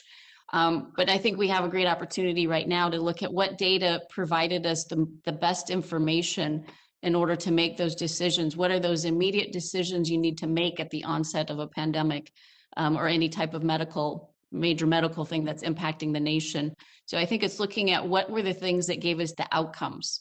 So to me, you need to look at the outcomes and then what is the data needed to get that, and to be able to put the smart people in the room to determine what is needed in that regards, I think is very key right now, because otherwise we, with all of the technology and everything that's out there, we go chasing a lot of data points that don't give us an outcome that matters. And we need to look at what are those outcomes that are going to matter to shortening the time period for all of this that we've been through. Well, thank you. As a former analyst, I couldn't agree more that the data tells a story if you figure out how you need to listen to it. And we really need to understand the lessons we've learned that we can use, not just for going forward in this pandemic, but God forbid we have another or the next public health emergency. So this should be able to guide us. Thank you. I'll submit the rest of the questions for the record. Thank you. Well, thank you, Senator Rosen. Senator Johnson, you are recognized for your questions. Thank you, Mr. Chairman. Dr. Gerberding, first of all, welcome back to the committee. I remember you testifying before our committee on February 12th on many of these same issues. I'm sure we talked about testing. I want to talk a little bit about that, but I know it was in that hearing that I found out, because FDA Commissioner Gottlieb also testified about our lack of API in terms of pharmaceutical ingredients. As I further investigated that, I found out there's something even before API, which is what they call intermediate. It was an odd name because it's really the precursor chemicals. It sounds like most of those precursor chemicals, because of the dirty manufacturing process, occurs in China. Is that accurate? I think it depends on what product you're talking about, but the global supply chain that is the raw materials, the intermediates, and the API certainly includes China, India, and many other locations around the world. But if we really want security in terms of our pharmaceutical industry, we really need to get not only API back in the U.S., but we're going to have to do that, the intermediate, the precursor chemicals as well. And we're going to have to figure out how to do that environmentally safely, correct? I think the safety and the fidelity of the consistency of the supply are really critical issues. All of us in the context of COVID have been examining our supply chains, not just for vaccines and the most critical countermeasures, but for our entire supply chain. Many companies have a system of having a kind of a bubble, sort of what we were talking about with the strategic national stockpile, so that we have a contingency planning around those intermediates. But our vulnerabilities are clear now, and we're going to need to do more to make sure we can sustain the most critical essential medicines and vaccines in times of international stress. So let's talk about testing. February 4th, we were still pretty early into this pandemic. I think everybody recognized we'd like to get tests so that we can identify cases, so we can quarantine people. It took many weeks, a number of stumbles. I guess maybe it's my manufacturing background where I'm a little more sympathetic, but these things just aren't that easy. It takes time to ramp up manufacturing. You need basic supplies. We found out just glass vials. We need the reagents. We need the chemicals, that type of thing. So the question I have is, assuming we could have immediately hit a test that worked, and even that, I mean, it's nice to be a Monday morning quarterback, but we didn't even have the pathogen. We didn't even have the virus, So I don't know how much better we could have done, maybe a few weeks, but what do we need to put in place today? What supplies do we need to keep either in the national stockpile or through a private sector distribution system where we maybe pay people to carry excess inventories? I mean, do we need glass vials? Do we need certain chemicals? I mean, what do we need so we can prepare and be testing earlier next time? And again, I'm not sure we could have done that much better, maybe by a few weeks. I think the horse is out of the barn at that point in time. I think we maybe overstate the case in terms of how the pandemic played out. But what do we need in terms of testing supplies? So first of all, this is a perfect storm, much asymptomatic disease. So who do you test? You can't test 300 million people all at once. So that really challenged everyone, even, as you said, with a perfect test available to us. Second, scaling a test quickly depends not only on the ability to make the test kits and deploy them, it also depends on having the samples of known cases so that you can determine if the test is actually reliable or not. And that was a gap that I think Dr. Laurie has already mentioned.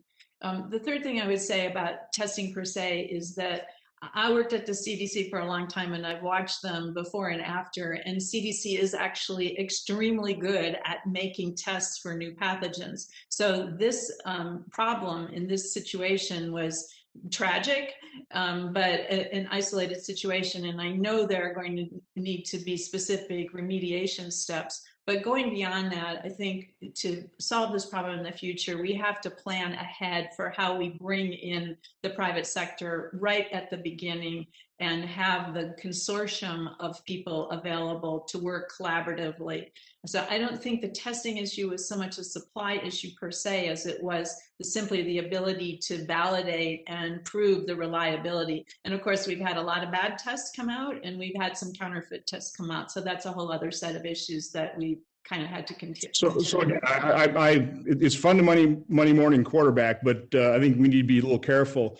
Back in 2009 with H1N1, CDC in the end estimated somewhere between 43 and 89 million people got infected with H1N1. Right now we're about 31 million.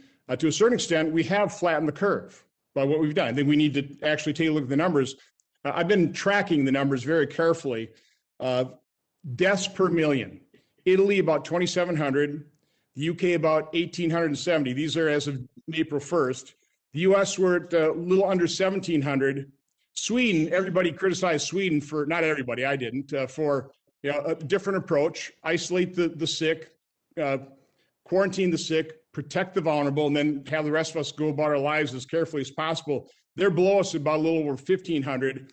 But I want to see if anybody can explain why is India at 120 deaths per million when all these American, U.S. and European countries are well over 1,500 deaths per million. What's the difference? Well, many differences, but one of them is that testing is even less available in India. The infrastructure of public health there is even more impaired.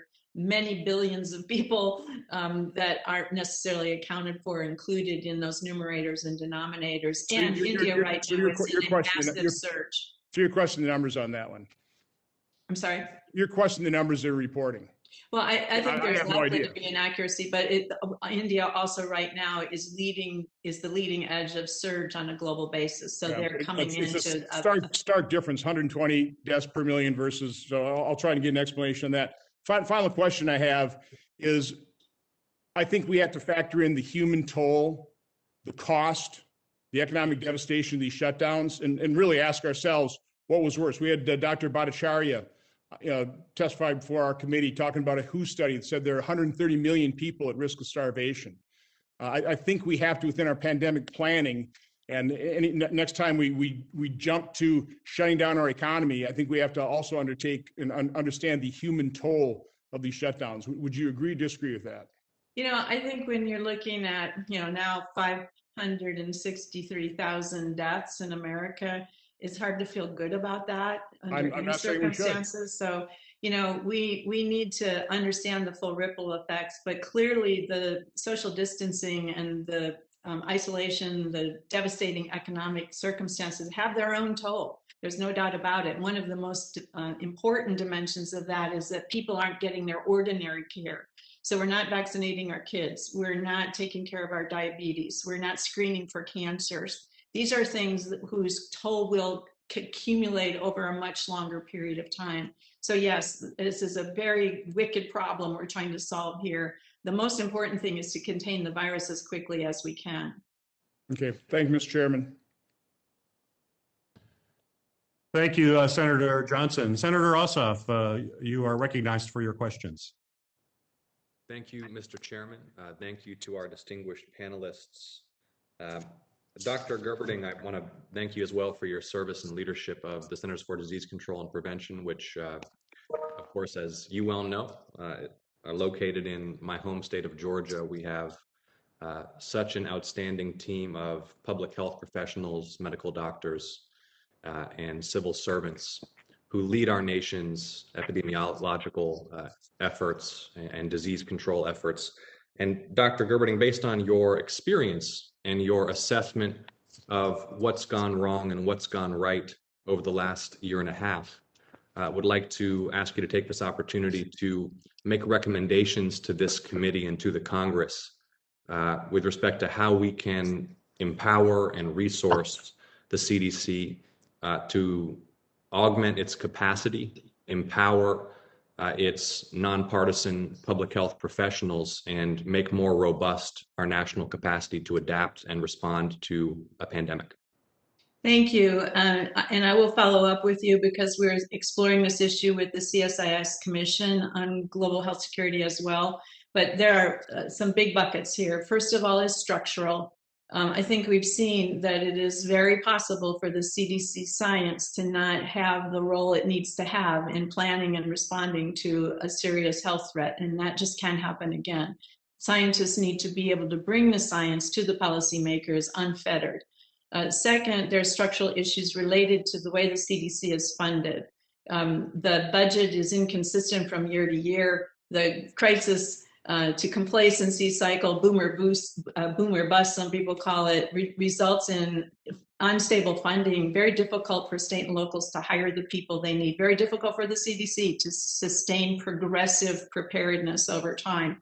And then I think the third issue really is certain parts of the CDC science need to be modernized. We're kind of in a stable level of support, but science is bursting ahead, and we need to bring the more modern tools, the data sciences, the data information modernization. There are a whole number of areas of scientific inquiry relevant to public health, need the same kind of funding support that we give to NIH and biomedical research. But that's a long-term investment, and we're really going to need congressional support for that. So thank you for the question. Thank you, Dr. Gerberding. And let's talk a little bit about effective public health communication and how we can improve public health experts' capacity to deliver evidence-based information to the public, to families, to organizations. When you have an emergent situation such as we did, where there's uncertainty and fear, particularly in the early months of this pandemic, and where you have political actors with no relevant public health expertise, such as in this case, the President of the United States speculating about the efficacy of bleach treatments in response to COVID-19 from the White House press briefing room. How can we enhance the capacity of public health experts and medical doctors who are qualified to assess the available data and make evidence-based recommendations to the public, acknowledging that there will always be uncertainty, particularly when we're facing a new pathogen whose means of transmission and lethality and mechanism of action is not yet fully established? How can we enhance our ability to deliver evidence-based information from public health experts to the public in an emergency such as this one? there's no question that misinformation, in many cases disinformation, is easy to propagate now, and it has tremendous impact on people through the expansion of the social networks that perpetuate it. This has to happen at every level.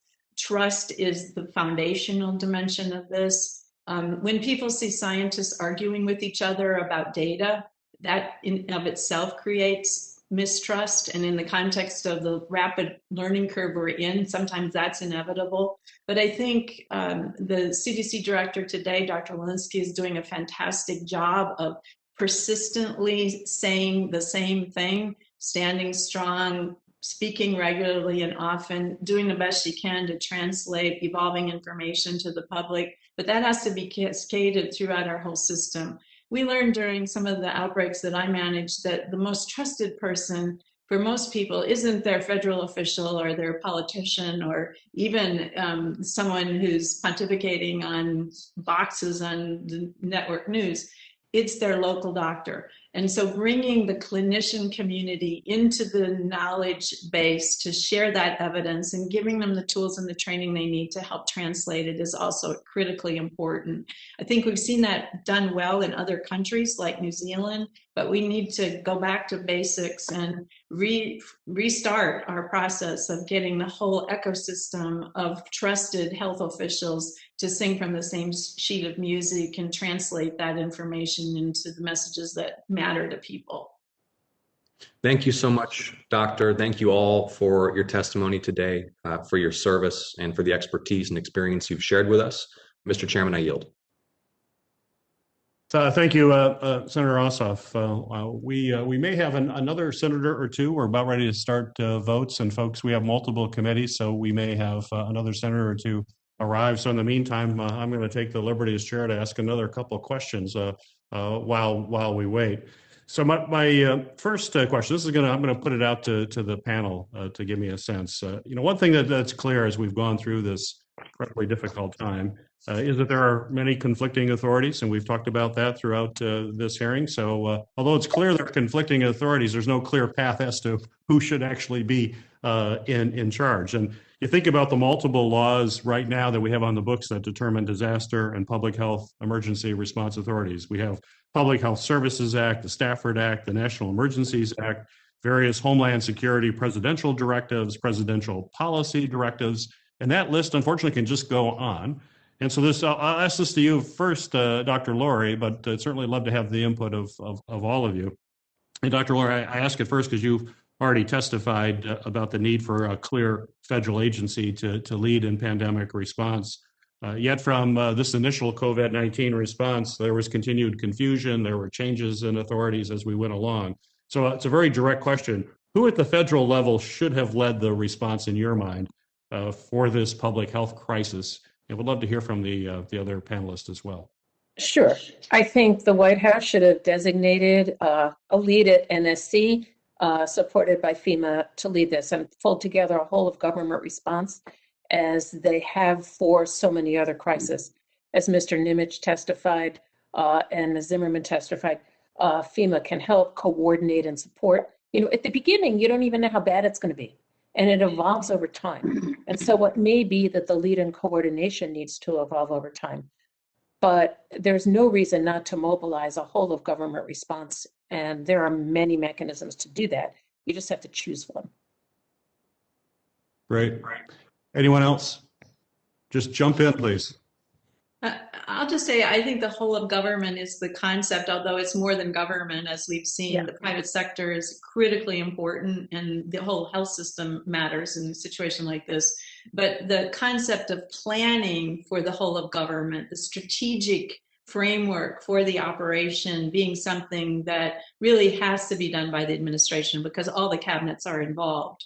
And then executing the components of that plan in the agency that's best suited to carry out the specific tasks or objectives at hand. So it's kind of plan horizontally, execute vertically, and then maintain that coordinating function. From an operational and logistical perspective, I think the FEMA conversation can also come into play here, especially when there are issues about deployment of material goods or getting things moved around from one place to another. So there are many different dimensions of the operation, but the strategic framework, the intent of the response really needs to be centralized, in my opinion, in the White House. Right. Chairman, I have to respond that the National Response Framework gives you the ability to do this. And as Dr. Laurie will attest, FEMA supported HHS in Flint, Michigan. We supported HHS in the Ebola outbreak. We supported HHS in the Zika outbreak. The ability to use the infrastructure and the response training and professionalism inside FEMA doesn't have to be in charge, but you have to make that clear. And I do think there was a stumble when we said HHS was not in charge and now FEMA's in charge. It should have been HHS is in charge and FEMA is the supporting entity that is implementing HHS's knowledge base of the pandemic. I would agree. Great. Ms. Zimmerman? Yes, and I agree with what Mr. Nimick has just said. This is something FEMA does. They do it for all disasters all the time. The system that's in place within the NRF and within the National Response Coordination Center, all the federal agencies, voluntary agencies, even the private sector is very familiar with how that works. And to be able to employ that very quickly during disasters is key. And it doesn't matter how big or small. It's practiced all the time. State level, states have set up their emergency operations centers much the same way. So it's really something that gives people that opportunity to jump right into events. And I think doing that, but I think being led by the agency that has the known mission set, such as any pandemic and that, with the HHS being the lead for that. And then how, in this event, they established the Unified Coordination Group, which was the first time ever at the federal level to establish that, I think was key. And I think just to keep that in the forefront is very important going forward. Mr. Chairman, if I could have another opportunity, I do think that the challenge is deciding if you're going to activate the National Response Coordination Center at FEMA. And I think that there should be a much more robust interface of all of the departments, particularly ASPR and FEMA, on a day-to-day basis. It shouldn't be when we make a decision that we have crossed a threshold that we now activate the NRCC. There needs to be, each of the emergency support functions need a day-to-day connectivity in the environment we're in because things happen so quickly. Mm-hmm. Yeah, very good. Mr. Nimick, I'm going to ask you a question. In your testimony, you discussed the need to create additional surge capacity for supplies in an emergency, and you recommend that this responsibility be given to a new FEMA surge center. So my question to you is, what additional authorities and funding, if any, do you believe that this center would need if we were to set it up? So I think, Chairman, this goes back to the ability to access all those silos of data Dr. Laurie talked about. And it's not just in the medical side, but it is in the supply side and the demand side of these. We often protect our data or don't want to trust our data. So that surge center would create an environment where we can have data that is protected, not utilized in a way that the provider of that data wouldn't want it. So the public sector can bring in and tell me there is excess capacity of PPE at this location and know that that is being trusted and will only be used when there's a need nationally, or we can inform another state or another county that capacity exists somewhere and they can access it. But that doesn't exist. It will require additional authorities to allow FEMA to integrate that data. It can be done with medical data as well, as Dr. Laurie pointed out, and it will require improvement in technology. The technology exists today, whether it's in how we protect our information, but also access our information. We have the technology now to be able to access all of that. The artificial intelligence will start us to be able to be smarter of where we put our human capability. But it's really a center where you can bring that data in on a day-to-day basis and add to it. I was not monitoring how much of the precursor elements were needed for our pharmaceuticals. Now I want to access that information and understand where those precursor chemicals come from. Great, thank you. Senator Padilla, you are recognized for your questions. Well, thank you, Mr. Chair. Thank you to all the witnesses for your participation and your testimony today.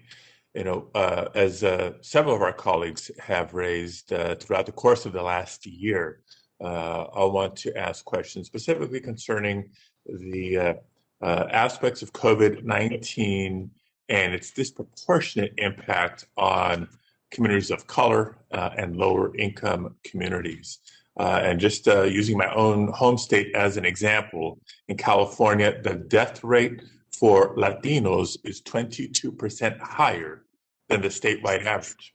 The case rate for Pacific Islanders is 32% higher than the statewide average. And the case rate for communities with median incomes below $40,000 a year is 37% higher than the statewide average. COVID-19 has clearly exposed a large underlying racial and socioeconomic disparities in our healthcare system, in our pandemic response plans, particularly at earlier stages, and the disproportionate risk for essential worker population. So, a question for Ms. Laurie and Mr. Nimich: how can we ensure that our pandemic response plans and our disaster response plans more broadly take into account these underlying issues of inequity? You know, it's such a terrific and important question that needs to be considered really, really comprehensively. We talked a lot earlier about planning, and certainly racial ethnic minority and low-income communities and others need to be involved in the planning process from the get-go. They need to be understood. Every single time we think about doing surveillance, that we think about doing data collection, that we think about getting a complete picture of what the situation is, we need those sort of data elements about race, ethnicity, income, social vulnerability index of where someone lives. And frankly, that has to be a reflex part of every single bit of analysis so that we can identify as quickly as possible the populations that are the most adversely affected and address them as quickly as possible. But also operationally, you have to have representatives of all of those communities with you at the table and part of the operational plan to get going. You know, in a nutshell, it's just end-to-end looking at everything you do through this lens of equity. Senator, it is one of the toughest questions that we have to deal with, and it is a challenge. It is a community, the underserved and economically disadvantaged tend to have less trust in the federal government, tend to have less trust in what is being said. We need to encourage them to participate in the planning and the understanding, but we need to reach out to those community leaders that are able to explain. I can tell you from a FEMA perspective, the ability for that community to request the assistance that they deserve is often limited. They don't even understand that there are opportunities there for them to take advantage of. And finally, when they do take advantage, they are often put in difficult situations, multiple different questions, multiple different programs. I'm registered for a state program, a federal program, and it becomes overwhelming for them to be able to participate in and provide the details that we as a government require before we're willing to give out aid. Thank you. And look, what leads to that question is a recognition of what the data is telling us. So my next question for a couple of you is not just underscoring the value of data, but fundamental science. Many of you have mentioned in your testimony, science is the foundation of our response measures to disasters. science and research guides the public health recommendations and directives, including during COVID, social distancing, masks and other face coverings, vaccine creation and distribution plans, etc. So without basic research done through NIH-funded institutes, our responses and vaccines could have taken much, much longer to develop and complete. So Ms. Laurie and Ms. Gerberding, can you both comment on how we can more effectively use data and research from the COVID-19 response to improve our responses to future disasters and pandemics, and what kind of data might have been more helpful earlier in the pandemic as, again, a case study to inform future emergencies? Sure. One of the first things I would note is that in prior crises, we've pulled together early and often with the help of the national academies, developed a research agenda that prioritizes the most important questions to ask and answer as a country so that we can get on top of that quickly. Unfortunately, that really didn't happen. A second thing I would want to note is that science includes social science, includes anthropology and sociology. And, here, I think we missed for a long time, as Mr. Nemich was pointing out, the way different population groups were being impacted by this. And I think social science brought to bear early on would be critically important. And then third, as I said, to always look at the population subgroups that you think are going to be the most vulnerable. And sometimes you're surprised about who they are, but to be able to have that ability to do that. We have to be able to continue to fund science, and we have to be able, as I testified, to protect the integrity of our science agencies, to do science and to speak the truth about results. I think that last part, while we haven't dwelled on it, deserves a lot of consideration. Thank you. Yes, I will add to what Dr. Laurie said, because I agree with her entire statement, and especially the component of the National Academy of Medicine contribution to setting the research agenda, is that we need practical science as well, just nuts and bolts, like do masks work? It took us a long time to really establish that this was an aerosol virus.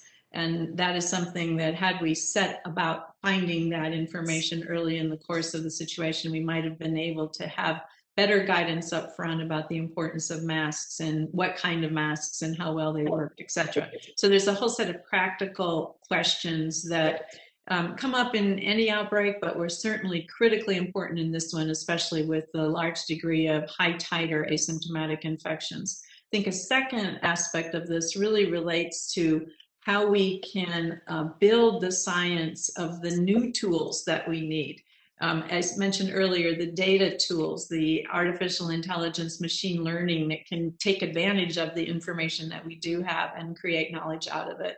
And the third thing I would say, for a long time, there's been a paucity of investment in what I would consider to be public health research. Not all of the research done at the NIH is germane to some of these practical translational problems that I'm talking about. And CDC does really need a bigger research budget so they can get the best and the brightest people in our academic environment, our medical schools, our schools of public health, our social science schools, to get onto some of these issues and really build out the science base. It'll serve us well in the short run in this context, but it is something that we need foundationally going into whatever the next new emerging infection is. Thank you both. Thank you, Mr. Chair. Thank you, Senator Padilla. Well, we're going to be wrapping up this hearing. This has been fascinating, but I do have one last question for Dr. Laurie, and then we will wrap this up. Dr. Laurie, in your testimony, you discussed the need to gain additional visibility into the medical supply chain. And you noted in that testimony that during the H1N1 and Ebola epidemic, HHS put together a system to gain visibility into the supply chain, which is critical. As part of our federal preparedness, we're looking forward, should the U.S. government establish as part of its infrastructure a permanent system to track medical supply chain? And as you're thinking that through and with an answer, what limitations currently restrict ASPR's visibility into the supply chain that we need to be aware of? Terrific question. And I think obviously, as we've talked about at this hearing, we've talked about precursor material, we've talked about API, we've talked about all kinds of supplies. And yes, we absolutely do need to have visibility into all of the critical elements of the medical and healthcare supply chain. This goes from essential medications all the way, as I think in my written testimony, I talked about the pipette tips and the little laboratory wells that are important for running the diagnostic tests. The Strategic National Stockpile has traditionally only had visibility on what's there. And yet we know that there is a lot more in the supply chain. We know we have critical drug shortages every year, and we don't do a good job monitoring those either. So yes, I think either a system that Mr. Nimitz outlined or the Strategic National Stockpile needs to build the capability to have that visibility and monitor critical health and medical supplies. When we did it in H1N1 and Ebola, we did it using the threat of the Defense Production Act to ask manufacturers and suppliers to share the information, and we're able to keep it confidential so we didn't disrupt their businesses. But this is an area where I do think new authorities and funding will be really, really important to set up the system so that you know what you need and can track that day to day, and that you have enhanced ability to track and, if needed, voluntarily or compulsorily redistribute in an emergency situation. It's going to be a big lift and a big build, but the whole private sector of our economy does this very successfully every day, day in and day out. And there is a lot of expertise and tools to use out there to build such a system. It's critical. Mm-hmm. Well, I agree with you, and it's clear from your statement, you do believe there are additional authorities that are necessary, so legislative action will be necessary? Yes. Well, very good. Well, we'll look forward to talking further with you on that. We're in the process of drafting some of that, so we'll look forward to working with the details. And again, I want to thank each of our witnesses today. This was just a great hearing. We've got an awful lot of information. Clearly, there's a whole lot more information to gather in the months ahead as we continue to look at what happened and think through how we can do it better. As I mentioned at the beginning of the hearing, we always want to celebrate our successes. We should do that, but we also need to find out where the failures were and make sure that we're plugging those gaps. And that's the intent of what we want to do in this hearing. So with that, the hearing record will remain open for 15 days until April 29th at 5 p.m. for the submission of statements and questions for the record. This hearing is now adjourned. Thank you. Thank you. Thank you.